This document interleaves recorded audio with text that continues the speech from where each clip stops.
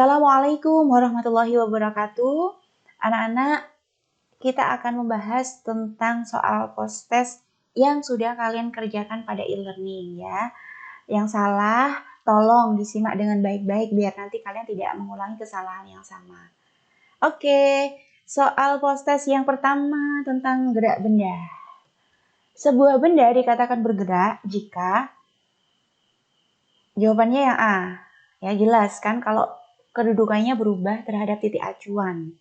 Kemudian kalau yang B, jarak benda tidak berubah, berarti yang dia diam. Lintasan lurus, ya gerak lurus. Kalau kecepatan melebihi 1, ya dia punya kecepatan, ya jelas gerak dong. Oke, jelas ya. Next, nomor 2. Mira bergerak lurus dari A ke B sejauh 100 meter. Kemudian berbalik dari B ke C sejauh 20 meter. Jarak dan perpindahan dia selama bergerak adalah titik-titik. Jarak itu apa? Jarak itu ya ini nak, panjang lintasan yang ditempuh. Kalau dia jalan dari A ke B 100 meter, B ke C 20 meter, tinggal jumlahin aja tuh dia panjang bergerak atau berjalan sejauh berapa? 100 tambah 20, 120 meter. Sedangkan perpindahan itu bergantung dari posisi awal sama posisi akhir. Awalnya di titik A, akhirnya di titik C. Jadi A ke C adalah 80 meter. Jawabannya yang A, buletin merah. Next. Seseorang yang sedang mengendarai sepeda mampu menempuh jarak 5 meter dalam waktu 2,5 second. Berdasarkan informasi tersebut, kecepatan anak terhadap mana terhadapnya? Pokoknya suruh ngitung kecepatan ya, K, velocity. Tulis aja dulu yang diketahui. Jaraknya 5 meter. S. Kalau di SD kan kalian pakai J gitu ya simbolnya. Waktu T, 2,5 second. Kemudian ditanyain velocity atau kecepatan. Pakai rumus Savitri nak. S sama dengan V kali T. Sehingga kalau mau dibolak-balik, ya silahkan. Pokoknya nanti akhirnya kita pakai rumus V sama dengan S per T. Kalau di SD, K sama dengan S itu apa? J ya? J dibagi W. K sama dengan J dibagi W. Sama aja. Tapi kalian juga harus terbiasa kalau simbolnya diganti. V sama dengan S per T. Masukkan angkanya. 5 dibagi 2,5. Nah, ini Ustazah kalikan 10. Biar apa? Karena untuk menghilangkan koma di bawahnya itu. Bagian penyebutnya itu kan 2,5. Dia pecahan desimal. Ada satu angka di belakang koma. Biar hilang, berarti dikalikan 10. Bawah kali 10, atas juga kali 10. Biar angkanya bernilai tetap. Hitung 50 per 25. Udah hasilnya 2 meter per second. Ya. Next. Soal nomor 4. Mobil yang bergerak dengan kelajuan tetap adalah, ini suruh nyari grafiknya gitu ya. Grafik yang pertama ini dia jaraknya datar. Datar itu nggak mengalami perubahan, berarti bendanya diam. Kalau yang kedua bukan, dia berubah tapi kok melengkung. Yang B juga berubah tapi melengkung. Kalau melengkung itu punya GLBB. Berarti jawabannya jelas yang D. Lurus berubah secara teratur. Oke. Soal berikutnya, kelima. Sebuah benda yang diam awalnya bergerak dipercepat hingga kecepatannya mencapai 20 meter per second setelah bergerak selama 5 second. Percepatan yang dialami mobil tersebut adalah, ini tulis aja yang diketahui dulu. Ada kecepatan awal, kita kasih simbol V0. Berapa? Ya 0, karena diam kan awalnya. Terus kecepatan akhirnya 20 meter per second. Waktu tempuh delta T. Delta itu perubahan waktu atau selang waktu ya, sama aja. Sama dengan 5 second. Sehingga untuk mencari percepatan kita gunakan rumus A sama dengan kecepatan akhir dikurangi kecepatan awal dibagi selang waktu tempuhnya. Udah tinggal masukin angkanya 20 min 0 dibagi 5. Hitung. Ya, gampang. Gampang. Soalnya ini dipilih angka yang gampang-gampang gitu loh, yes. Oke. Berikutnya. Ya, panjang. Contoh gerak benda. 1. Jatuhnya tetesan hujan dari genteng. 2. Sebutir peluru ditembak ke atas. 3. Jatuhnya buah kelapa yang terlepas dari pohon. 4. Baca sendiri. GLBB dipercepat. GLBB dipercepat. Berubah beraturan dipercepat. Ya, kita cek satu-satu. Ya. Yang 1 ini dipercepat. Jelaskan dia. Kalau di atas diperlambat. Kalau jatuh dipercepat. Kalau di atas pasir, dia melambat. Berarti jawabannya yang 1 dan 3. Nah, gampang, Rek. Lihat grafik. Berliku-liku. Dari grafik tersebut, apakah yang terjadi pada kecepatan mobil yang berada pada jarak antara 2,6 sampai 2,8 km ini yang ditunjukkan. Nah, saya buletin merah-merah. 2,6 sama 2,8. Kalau dilihat di situ grafiknya naik. Berarti dia kecepatannya berubah semakin cepat atau bertambah. Nanti jelas yang dipilih antara nomor 1 sama nomor 2. Maksudnya antara A sama B. Ya. Kecepatan mobil bertambah. Nah, sekarang ketika kecepatan mobil bertambah, itu dia setelah melewati tikungan atau sebelum melewati tikungan. Ada ya orang yang mau melewati tikungan, dia menambah kecepatan gitu, ada gak? Gak ada ya. Yang namanya orang mau melewati tikungan, mau menikung, itu kan dia pelan-pelan dulu kan. Kalau udah berhasil menikung, maksudnya melewati tikungan, nah dia baru menambah tuh kecepatannya, biar gak ketahuan menikung. Enggak, maksudnya ya memang begitu gitu loh nak ya. Sehingga jawabannya yang B. Next. Ini soal yang banyak salah ya dan banyak yang bingung juga. Kalau kalian dihadapkan pada soal ticker timer seperti ini, langkah yang pertama kali kalian harus pahami adalah cari di mana titik awal pita itu nanti mau dibaca. Ya, titik awalnya di ujung sebelah mana? Ini contoh gambar yang pertama. Kalau misalkan benda itu ditarik ke kanan, ya, bendanya ini ditarik ke kanan, berarti titik pengetiknya itu nanti berada di ujung yang sebelah sini. Nah, yang pengetiknya nanti di sini, sehingga titik awalnya itu yang sebelah kanan dan titik akhirnya yang sebelah kiri. Nanti berarti bacanya ya dari kanan ke kiri. Gitu loh, ya. Titiknya rapet, renggang, rapet kan berarti ya berubah lagi, tidak beraturan. Sekarang yang kedua. Ini kita disuruh ngapain sih nyarinya? Kecepatan berubah dipercepat. Kita suruh nyari GLBB dipercepat, guys. Titik awalnya yang kanan sama ya. Oke. Karena yang kanan ke kiri, kanan itu rapet, kiri renggang. Dari rapet ke renggang. Berarti GLBB dipercepat. Oke. Kalau yang gambar ketiga, ini gampang banget karena jarak titiknya sama ya berarti GLB. Udah, jawabannya kecepatan tetap dan kecepatan berubah dipercepat.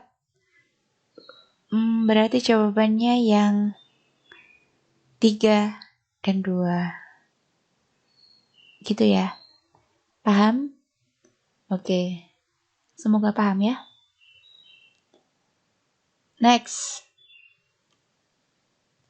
Ini kalau tetesan oli, ini kebalikan dari ticker timer. Ini ditanyain semakin diperlambat, berarti kita nyari yang geraknya semakin diperlambat. Oke, karena mobilnya bergerak untuk yang A ini kan mobilnya bergerak ke kiri. Berarti titik awalnya yang sebelah kanan, titik akhirnya yang sebelah sini. Ini titik awal ke akhir. Jadi bacanya nanti ke sini. Dari kanan ke kiri, dari cepat ke lambat. Oke, kalau yang gambar kedua, dipercepat kan dia kanan ke kiri. Yang ketiga sama jaraknya, berarti GLB. Ini sama juga jaraknya, berarti GLB. Udah, berarti kuncinya dilihat kemana arahnya dan titik awalnya di mana, kemudian titik akhirnya di mana. Gitu ya. Oke, next. Seorang siswa bersepeda tanpa diayu melalui lintasan seperti gambar berikut. Gambar yang turun ini GLBB dipercepat, yang naik adalah diperlambat. Hasil ketikan ticker timer yang menunjukkan gerak siswa ketika bersepeda dari DC dan BA secara berturut-turut adalah. Ayo kita analisis satu persatu. Gambar 1 dan 2. Pitanya ditarik ke kanan. Berarti yang merupakan titik awal dari pita ticker timer itu yang mana? Ya, yang adalah sebelah kanan. Titik awalnya sebelah kanan, titik akhirnya sebelah kiri. Jadi bacanya dari kanan ke kiri. Begitu. Yang A ini dari rapat ke renggang. Berarti GLBB dipercepat. Yang kedua, renggang ke rapat. GLBB diperlambat. Sekarang gambar yang ketiga, hati-hati. Lihat anak panahnya itu arahnya kemana.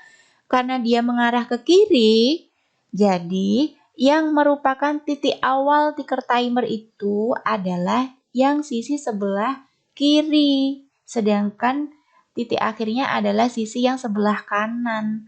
Sehingga membacanya dari kiri ke kanan. Yang sebelah kiri renggang, sebelah kanan rapat. Dari renggang ke rapat, yaitu GLBB diperlambat. Untuk gambar yang keempat, berarti cara bacanya sama dari kiri ke kanan. Awalnya rapet, kemudian akhirnya renggang. Jadi GLBB dipercepat. Berarti jawabannya yang dipercepat sama diperlambat. 1 sama 3. Oke. Itu ya. Wes ngono lho. Semoga paham kalian ya. Oke, selesai. Sekarang ini kita lanjutkan untuk soal post-test yang kedua. Hukum Newton. Ada berapa hukum Newton? Ada 3. Soal pertama. Aduh panjang, Rek. Kamu baca sendiri ya. Pernyataan yang benar berkaitan dengan hukum ketiga Newton. Hukum ketiga Newton itu adalah aksi sama reaksi. Pokoknya ada 2 buah gaya yang bekerja saling berlawanan. Itu berarti aksi reaksi. Nomor 1 adalah dari, ya benar kan, kanan ke kiri. Karena mendayung ke belakang. Oke, awalnya. Nomor 2 hukum pertama. Akhirnya rapet. Berarti penumpangnya diperlambat. Nggak mau diem. Dia mau mempertahankan posisinya. Dia mau tetap jalan. Makanya dia kayak terdorong ke depan. Itu hukum inersia atau kelembaman atau pertama Newton. Next, nomor 3. Kalau kecepatannya bertambah itu pasti dia diberi gaya. Kalau diberi gaya pasti dia mengalami percepatan. Kalau percepatan ya jelas aja dia pasti hukum kedua Newton. Next, ketika kita mau mukul benda, ya iya sakit. Kenapa? Karena kita kan ngasih gaya ke benda. Terus bendanya memberikan gaya balik ke arah kita sebagai reaksinya. Hukum ketiga Newton. Saya minum. Jawabannya yang mana?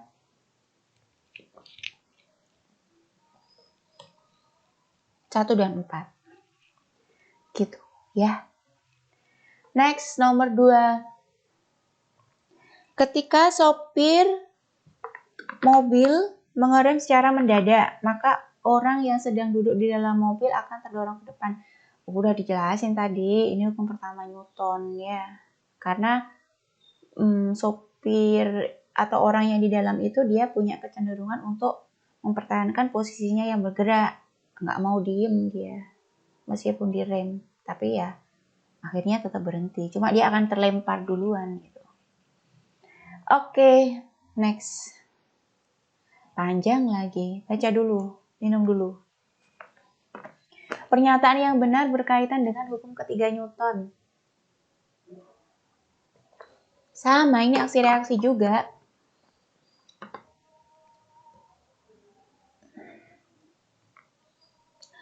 Hukum 1. Benar kan ya? 2, 1, benar. Bermain skateboard, kaki mendorong ke belakang, itu aksinya. Lalu skateboardnya akan meluncur ke depan, itu reaksinya. Dayung, ini sama kan ya, hukum ketiga Newton juga, aksi reaksi. Jadi jawabannya adalah 3 dan 4. Lanjut. Nomor 3. 4 ding. Mobil bergerak dengan kecepatan yang berubah-ubah seperti pada gambar pada grafik berikut ini. Titik yang menunjukkan mobil sedang mengalami peristiwa kelembaman adalah, kelembaman itu apa?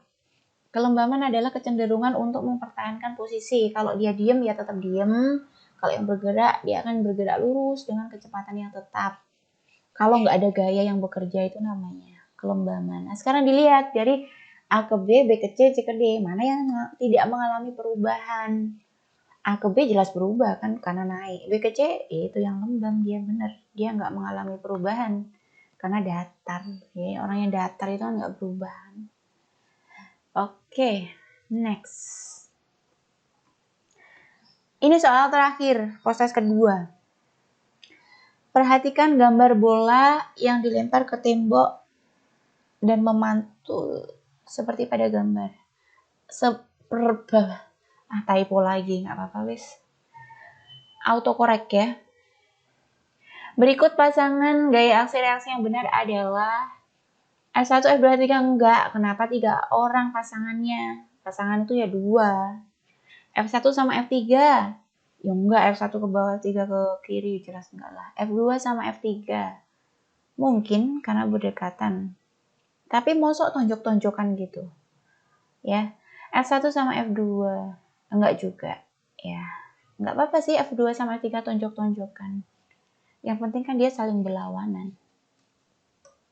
Ya. Yang tegak lurus enggak usah dipilih. Itu kan jelas enggak. Next, soal yang berikutnya. Ini proses yang ketiga. Berarti N berapa ini? N4. Ya, tentang sistem gerak manusia. Alat gerak pasif pada sistem gerak manusia adalah, ya jelas aja jawabannya yang tulang. Karena tulang itu untuk bisa bergerak, yang menggerakkan adalah otot. Otot yang gerak aktif. Oke, udah lanjut. Next, nomor 2. Tulang paha, tulang lengan atas, dan tulang betis memiliki bentuk tulang kayak pipa, nak. Jelas kan? Oke, pipih yang enggak, pipih. Pendek juga enggak, jarimu itu yang pendek. Enggak beraturan, tulang punggung yang tidak beraturan itu bentuknya. Dia pipa enggak, pipih enggak, pendek enggak. Jadi serba tidak beraturan. Otot jantung bentuknya mirip otot lurik dan cara kerjanya mirip otot polos. Jawabannya ya bener. Ya. Jadi dia mirip otot lurik. Otot lurik itu kan dia kuat gitu ya, karena jantung itu kan dia fungsinya memompa darah ke seluruh tubuhnya, ke seluruh tubuh manusia. Jadi dia harus kuat gitu loh. Ya, coba kamu bayangin ketika otot jantung ternyata dia bentuknya mirip seperti otot lambung. Ya, dia kan akan lemah, yang mana kuat dia memompa darah ke seluruh tubuh, kan nggak akan kuat. Maka dia bentuknya mirip dengan otot lurik. Sedangkan cara kerjanya mirip otot polos, yaitu di luar kesadaran. Jadi meskipun kamu tidur, jantungmu itu dia tetap akan bekerja. Meskipun kamu pingsan atau koma, Ya dia terus berdetak melaksanakan tugasnya. Jadi tanpa kamu ngasih komando secara sadar ke jantungmu, maka dia akan tetap bekerja. Maksudnya seperti itu. Ngono loh. Ya. Gampang ini. Lanjut. Kelainan tulang yang bengkok ke arah samping, skoliosis berliku-liku. Skoliosis liku. Ya berarti benar ya, benar kan? Oke, kalau bungkuk yang bagian atas kifosis, kalau yang bungkuk bagian apa ya istilahnya bawahnya ke depan berarti lordosis. Kalau beliuk skoliosis, beliuk mengesamping. Soal terakhir dari poses ketiga ini, persendian yang terdapat antara tulang leher sama tulang tengkorak adalah sendi putar. Benar ya? Kayak gini bentuknya. Kalau sendi geser kan antara tulang pergelangan tangan sama tulang yang di tangan ini berarti dia sendi geser. Sendi peluru pundak kita kalau diputer-puter. Nah, sendi engsel yang kayak engselnya pintu. Ya, antara tangan yang bawah sama tangan yang atas ini sendi engsel. Atau yang di lutut ini juga engsel dia. Satu arah doang kan dia.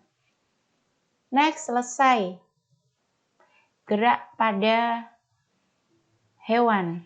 Soal proses yang keempat atau ini N6 ya. Soal pertama, ini panjang-panjang soalnya, Rek. Memiliki otot dan tulang yang kuat untuk mengatasi inersia, untuk menyimpan energi. Banyak banget untuknya. Untuk melakukan berbagai aktivitas adalah ciri hewan yang hidup di darat. Jelas ini. Punya sayap, gitu berarti di udara.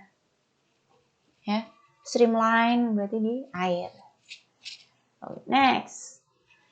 Saat terbang di udara, gerakan burung dapat dijelaskan dengan hukum ketiga Newton, yaitu dengan cara memanfaatkan sifat aliran udara. Perbandingan besar gaya aksi dan reaksi antara burung dengan udara yang benar adalah, nah ini banyak soalnya yang banyak dari kalian yang terkecoh ya. Kalau usada lihat di analisis butir soalnya, banyak yang memilih soalnya ini antara C sama D. Ya. Tapi karena terjadi agak membingungkan ya. Hampir betul semuanya. Ambigu. Maka kita ralat tapi ya. Sama sehingga burung tidak dapat terbang dengan stabil di udara. Sama karena gaya yang dimilikinya lebih besar. Sehingga burung dapat maju ke depan.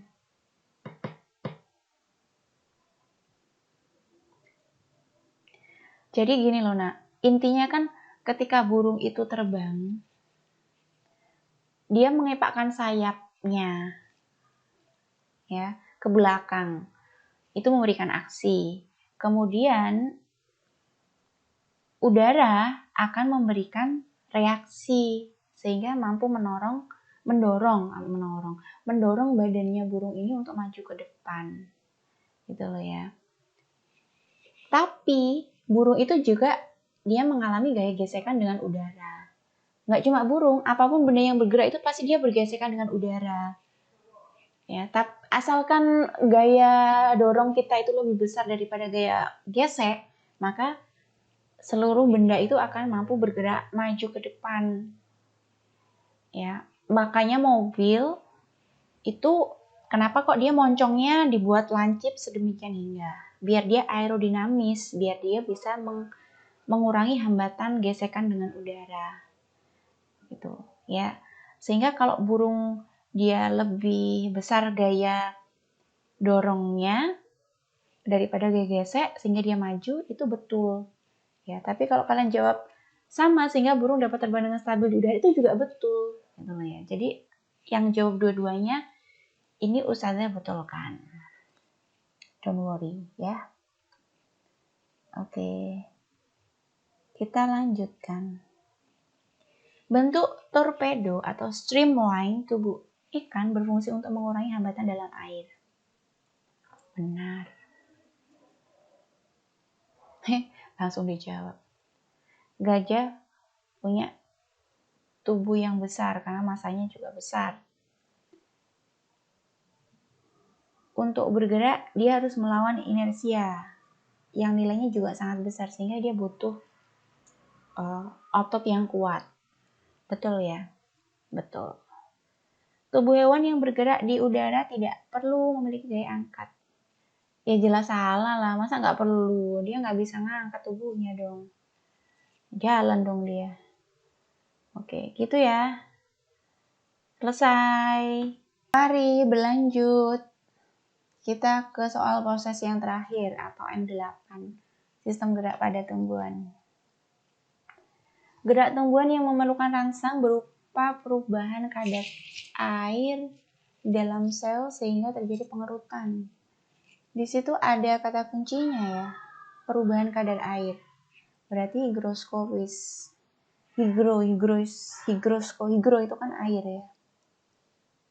Kalau nasti jelas ya mungkin dia karena rangsang tapi tanpa arah. Kalau tropisme dengan rangsangan tapi mengarah ke datangnya rangsang itu. Ya, sekarang nomor 2. Contoh gerak tumbuhan berikut yang bukan merupakan contoh gerak nasti adalah, ini banyak soal yang salah. Kok banyak soal yang salah? Banyak kalian soalnya benar tapi kalian jawabnya yang salah karena banyak yang terkecoh sama kata bukan. Bukannya nggak dibaca atau dibaca tapi kelewatan. Ya. Sehingga yang pertama ini gerak menutupnya daun putri malu ya tetap nasti kan dia tanpa arah kan. Merekahnya polong-polongan higroskopis. Tadi karena perubahan kadar air. Kalau mekarnya bunga pukul 4 ya nasti juga. Ya menguncupnya daun tumbuhan leguminosae. Sama dia juga nasti, niktinasti. Sehingga yang bukan jelas kan dia. B jawabannya. Next.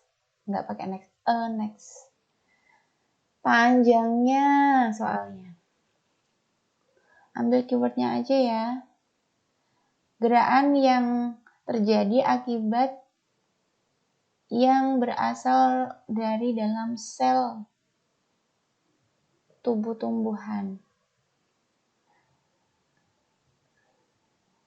Dari dalam, endo. Ya, keywordnya itu ya. Dari dalam berarti endo. Nomor 4, sekarang lanjut. Gerak akar tumbuhan menuju pusat bumi. Bumi itu geo. Sekarang geo apa? Kalau mengarah itu berarti ya tropisme. Semuanya tropisme juga ya. Hidrotropisme air. Ya. Kalau kemotropisme, kimia berarti dia. Chemistry. Fototropisme, foto itu cahaya. Nggak mungkin. Ya, next. Nomor 5. Contoh gerak tumbuhan. Bla bla bla bla. Baca sendiri. Dari contoh gerak tumbuhan di atas yang merupakan contoh dari gerak seismonasti, seismik itu artinya kayak disentuh gitu loh, karena gerakan. Nomor 1 nggak mungkin kan, karena dia niktinasti. Ini fotonasti, cahaya. Daun putri malu disentuh jelas kan dia, karena disentuh, seismik, sentuhan, gerakan. Oke, yang keempat enggak salah dia karena perubahan kadar air yang berhigroskopis. Jawabannya yang 3. Oke, selesai gitu aja. Semoga membantu. Semoga belajar dari kesalahan dan semoga tidak mengulangi kesalahan yang sama. Bisa diakhiri ya. Assalamualaikum warahmatullahi wabarakatuh. Terima kasih.